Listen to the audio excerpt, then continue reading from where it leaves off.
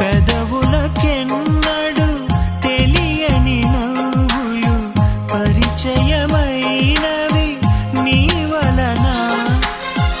ఇదివరకెన్నడు కలగని ఆశలు మొదలవుతున్నవి నీ వలన. ఏమైందో ఏమో నిజంగా, లోకం మారిందో ఏమో కొత్తగా. ఏ చోట నువ్వున్నా నీ వెంట వస్తున్నా మనసు నిలవనంటే ఎలా ఆపను.